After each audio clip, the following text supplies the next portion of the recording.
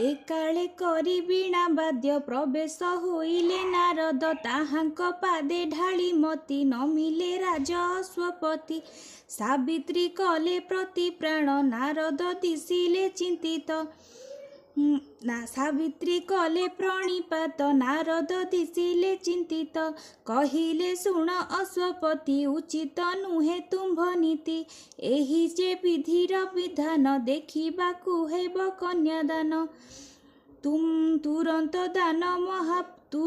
दान महापूर्ण हुआ जे राजा सावधान कहिले राजा जोड़ी हाथ मुनिंकु सकल वृत्तांत सावित्री होई लज्जानत जणाई देले निज मत निमिष मात्र होई स्थिर विव्रत हेले मुनिवर कहिले पति नाही बरी निज दुर्भाग्य अछु बरी एबे भी अछि प्रतिकार से कथा मनुकर दूर नोहिले बरस अंतरे जीव से स्वामी जमपुरे निश्चय विधवा होइब ए मुनि वाक्य सत्य हेब शुणी चलिले अश्वपति मुनिंकु करिले मिनती फिटाई कुह हे महर्षि तुमे तो तिनि कालदर्शी किए जे अटे जे युवक कि प्रतिकारे जीव दुख नारद कहिले बुझाई शुण हे राजा मन देई साल्व देशर राजा सेही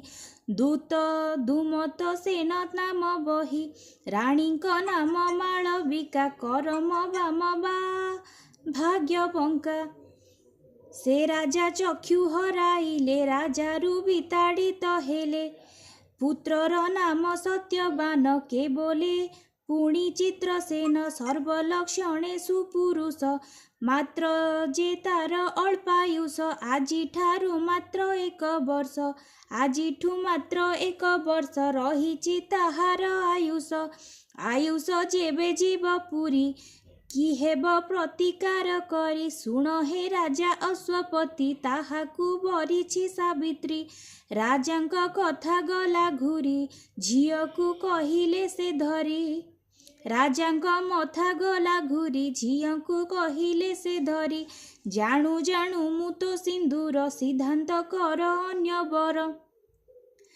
एथिकु कर प्रतिकार सिद्धांत कर अन्य वर नारद मुनिंकु सावित्री कहिले शुण मो निष्पत्ति मनरे जहाँकु बारिछि तांकु मो स्वामी विचारिछि मात्र क अछि लोकाचर मु हेबि कन्या सिए बर अन्य पुरुषे मन देले दो चारुणी मु हेबि भले विधवा पछि हेबि मुहि असती केबे हेबि नाही सावित्री वाक्य शुणी जति होइले आनंदित अति कहिले हुआ महासती जगते रहु सती ख्याति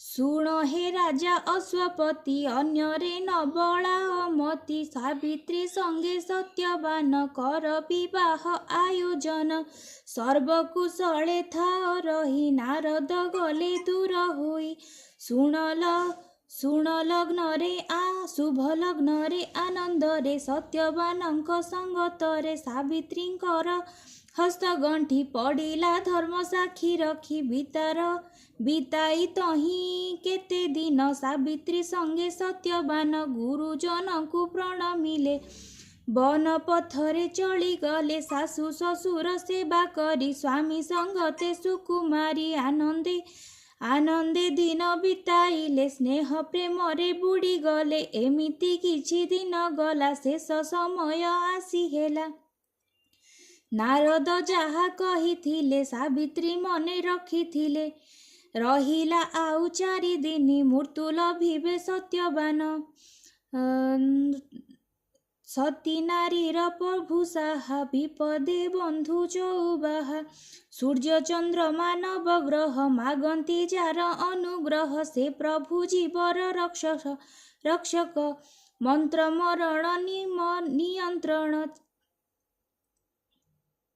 चिते सावित्री करी ध्यान पूजिले लक्ष्मी नारायण बणरु फलमूल आनी सावित्री छड़ाइले पानी देले से ब्राह्मण भोजन दान दक्षिणा विधि मान सब सपरिवारे भुंजाइले निजे से उपवासे कले तुंडे उचारी प्रभु नाम देले बिताए 3 दिन होइला ज्येष्ठ अमावास्या सावित्री मुखे नाही बासा कुठारे सत्यवान कुठार सत्य हस्ते सत्यवान कहिले बने जीवी जान संग्रह कले काठ भार चलिब सिनाए संसार कहिले सावित्री बुझाई एकाकी आजी जाओ नाही आदेश कर एई दासीरे जीवाकू तुम संगतिरे हसी कहिले सत्यवान बड़ दुर्गम घोर वन उपासे तुमे अछ रही जीवाकू तुम शक्ति नाही कहिले सावित्री बुझाई तुमे शरीर मुझे छाई शरीर मध्य शक्ति थाए छाई ता साथे साथे जाए नीरव हेले सत्यवान मौने सम्मति लक्षण सासु ससुर आज्ञा नेई सावित्री गले साथी होई घोर बनरे सत्यवान करिले वृक्ष आरोहण काठ हाणिबा सरी नाही आसिले वृक्षरु ओह्लाई कहिले शुण प्राण सही मथा मोर देउछि घुराई दिशुछि सबु अंधकार चालिबा शक्ति नाही मोर शुणी सावित्री हेले व्यस्त भूमिरे पड़ी पारिले पणत स्वामींक मथा कोळे रखी बसी निमिषे गले शक्ति सहजे घोर बन सेहि साहा भरसा नाही केही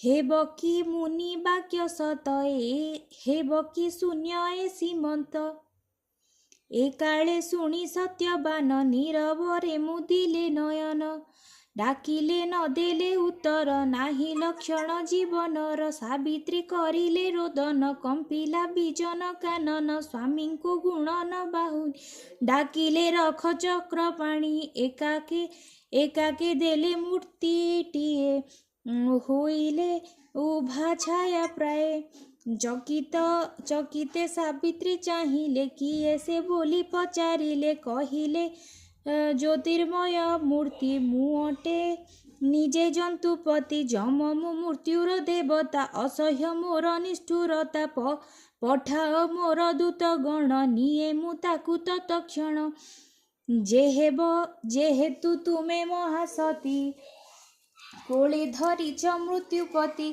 तुमकु डरी दूत मोर बाहुडी गले मोर पुर सत्यवानर प्राण पाई आसीछि एबे निजे मुहि आयुष तार हेला शेष नेबारे मोर नाही दोष सावित्री करिले मिनती दया कर हे जंतुपति स्वामींक प्राण गले नेई बंचिबी काहा मुह चाहि जम करी कहिले शुण सती जन्म थिले मृत मृत्यु अछि सहजे मृत्यु देव मुहि दयार माने न जाणई सत्यवानंक प्राण नेई गले जे जम दूर होई फेरी चाहिले खंडे दूरे सावित्री अछंती पछरे जम कहिले हेल बाई वृथारे कास काहि पाई सावित्री कहिले गोसाई स्वामींक पथे जात्री मुहि सती नारी मु प्रतिव्रता नाही मो आउ अन्य रास्ता तुमे तो निजे धर्मराज एतिकी कथा मने हेज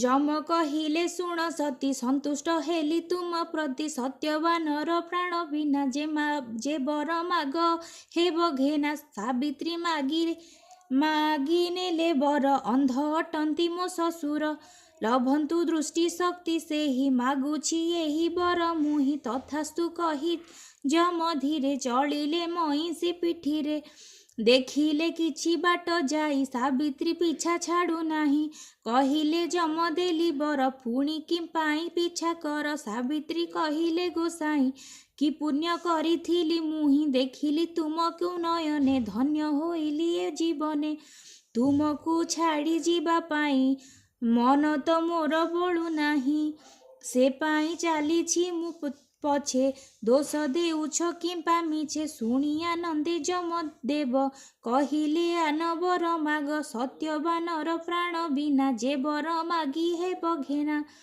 सावित्री कहिले हे देव ससुर हेउ राज्य लाभ ससुरे हेउ राज्य लाभ ତଥାସ୍ତୁ କହି ଯମ ଗଲେ। ସାବିତ୍ରୀ ପୁଣି ପିଛା କଲେ। ପଛକୁ ପୁଣି ଚାହିଁ ଯମ କହିଲେ ଏ ବଡ଼ ବିଷମ। ଦେଲି ତୁମକୁ ବେନିବର କାହିଁକି ପୁଣି ପିଛା କର। ବିନୟେ କହିଲେ ସାବିତ୍ରୀ ତୁମେ ଯେ ନ୍ୟାୟବନ୍ତ ଅତି।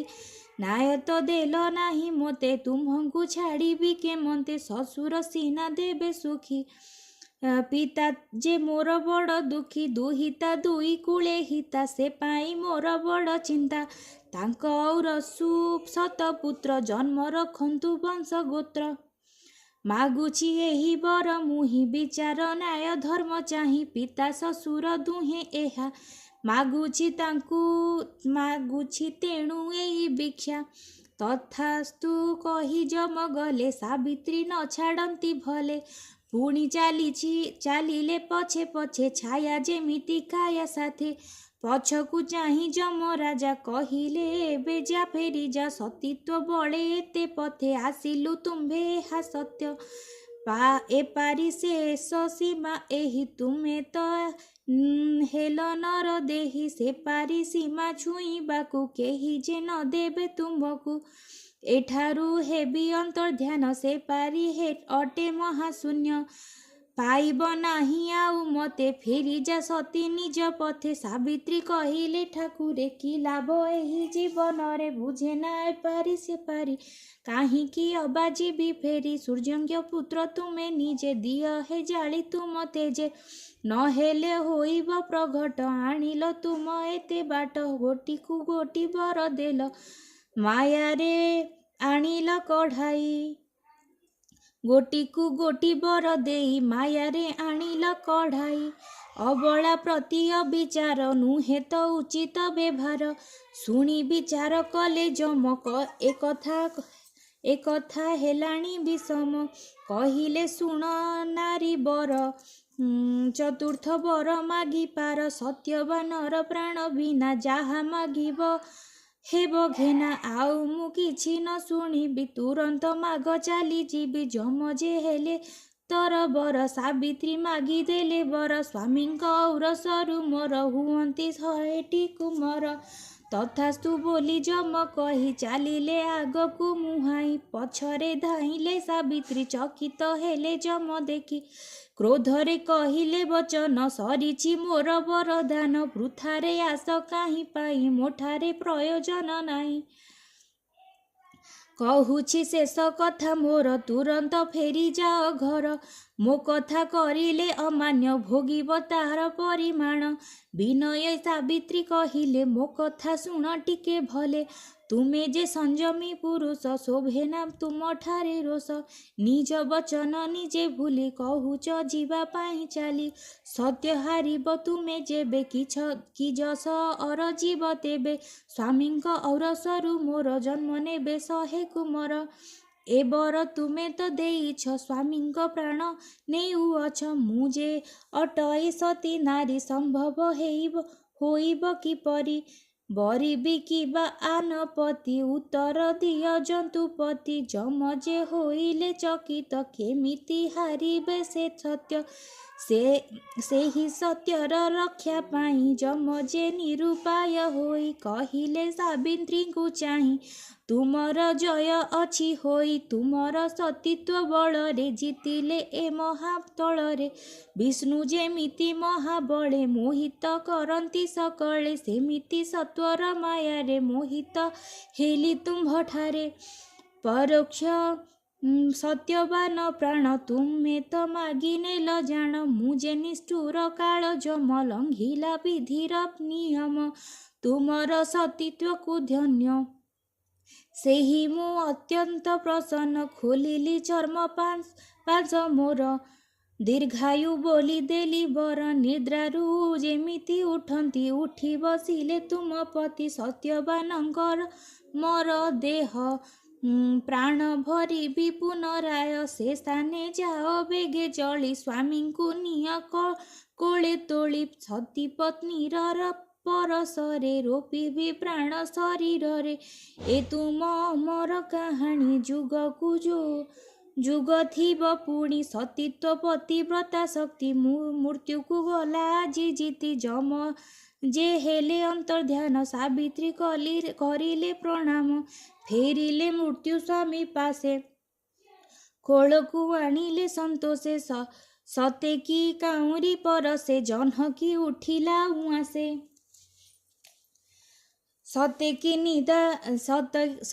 ନିଦରୁ ଉଠିଲେ କହିଲେ ସ୍ୱପ୍ନ ଦେଖୁଥିଲେ ଯେମିତି ଉଠି ସତ୍ୟବାନ ନିରେଖି ସାବିତ୍ରୀ ବଦନ କହିଲେ ଏତେବେଳ ମୁହିଁ ଶୋଇ ରହିଲି କାହିଁ ପାଇଁ ନ ପାଅ ଆମର ବାରତା କରୁଥିବେ ପିତାମାତା ଆମ୍ଭର ପଥେ ସୁକୁମାରୀ ଯାଅ ଆସ ମୋ ବାମ କର ଧରି ଏ ବନ ମୋର ପରିଚିତ ପଥ ଯେ ହେବ ଅନୁମିତ ସାବିତ୍ରୀ କହିଲେ ହେ ନାଥ ଆଜି ମୋ ପଥ ଆଲୋକିତ ତୁମେ ମୋ ସୀମାନ୍ତରେ ଜହ୍ନ ଚାନ୍ଦିନୀ ତୁମେ ମନବର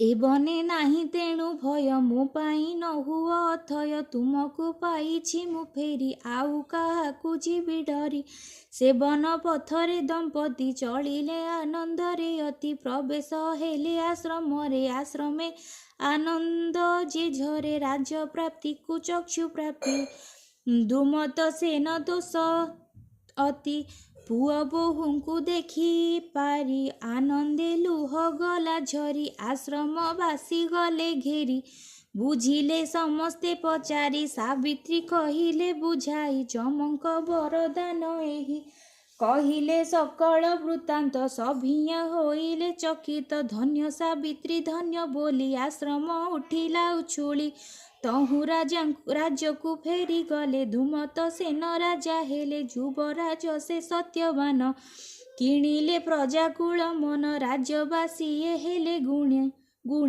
ସାବିତ୍ରୀ ଅମର କାହାଣୀ ଏମିତି କିଛି ଦିନ ଗଲା ଜ୍ୟେଷ୍ଠ ମାସର ଅମା ହେଲା ସୁମରି ଲକ୍ଷ୍ମୀ ନାରାୟଣ ସାବିତ୍ରୀ କରିଲେ ବିଧାନ ପ୍ରଭାତୁ ସ୍ନାନ ସାରିଲେ ଘର ଅଗଣା ସ୍ୱଚ୍ଛ କଲେ ନଡ଼ିଆ କଦଳୀ ଖଜୁରୀ ଆମ୍ବ ପଣସ ଡାଲା ଭରି ବିଭିନ୍ନ ପ୍ରକାର ଫଳରେ ଭୋଗ ବାଢ଼ିଲେ ଭକ୍ତି ଭରେ ଦୁବରେ ବରକୋଳି ପତ୍ର ରଚିଲେ ସାତକେରି ମନ୍ତ୍ର ମାତ୍ର ହଳଦୀ ରଙ୍ଗେ ନବସୂତା ସାତ ଖିଆରେ କଲେ ଗୁନ୍ଥା ଭିଡ଼ିଲେ ଗଣ୍ଠି ସାତ ଗୋଠି ଲକ୍ଷ୍ମୀ ନାରାୟଣେ ସମର୍ପି ଦକ୍ଷିଣ ବାହୁରେ ବାନ୍ଧିଲେ ଅଭୟ ବାହୁଟିର ତୁଲେ ଶଙ୍ଖା ସିନ୍ଦୁର ନୂଆ ଶାଢ଼ୀ ବିପ୍ରେ ଗାୟତ୍ରୀ ମନ୍ତ୍ର ପଢ଼ି ଦେଲେ ସେ ତାହା ମନ୍ତୁରାଇ ସାବିତ୍ରୀ ଅଙ୍ଗେ ଶୋଭା ପାଇ ସ୍ୱାମୀ ସମତେ ଗୁରୁଜନେ ପ୍ରଣାମ କରି ଶୁଦ୍ଧ ମନେ ସଭିଙ୍କୁ ପ୍ରସାଦ ବାଣ୍ଟିଲେ ସୁଚିତେ ଫଳ ଆହାରିଲେ ଏ ବ୍ରତ ଆଚରେ ଯେ ସତୀ ହୋଇଲେ ଶତପୁତ୍ରବତୀ ଲଭିଲେ ଅଷ୍ଟ ଐଶ୍ୱର୍ଯ୍ୟ ଜୀବନ କଲେ ଉପଭୋଗ ବାହୁଡ଼ି ଶଙ୍ଖା ସିନ୍ଦୁରରେ ବାସ ଲଭିଲେ ସ୍ୱର୍ଗପୁରେ ସଧବା ନାରୀ କେହି ସେ ତେବେ ଏ ବ୍ରତ ଆରମ୍ଭିଲେ ଯେବେ ସାବିତ୍ରୀ ପରି ଭାଗ୍ୟବତୀ ହୋଇ ସେ ଲଭିବେ ସୁଖ୍ୟାତି କୃଷ୍ଣଙ୍କ ମୁଖୁ ଏହା ଶୁଣି ଯୁଧିଷ୍ଠିର ଯେ ଯୋଡ଼ି ପାଣି ଭକ୍ତିରେ କହିଲେ ପ୍ରଣିପାତ ସଂଖ୍ୟାରେ ଖ୍ୟାତ ହେଲା ବ୍ରତ ସାବିତ୍ରୀ କଥା ବ୍ରତ ଏହି ସର୍ବେ ଶୁଣିବେ ମନ ଦେଇ ସୁମରି ଲକ୍ଷ୍ମୀ ନାରାୟଣ ହୁଳହୁଳି ଯେ ଦେବେ ଜାଣ ସାବିତ୍ରୀ ବ୍ରତ କଥା ଶେଷ ପଠନେ ଶ୍ରବଣେ ସନ୍ତୋଷ ଚିତ ନିବେଶୀ ବିଷ୍ଣୁପାଦ ବୁଦ୍ଧିଆ କହେ ଗୀତ ଛନ୍ଦେ।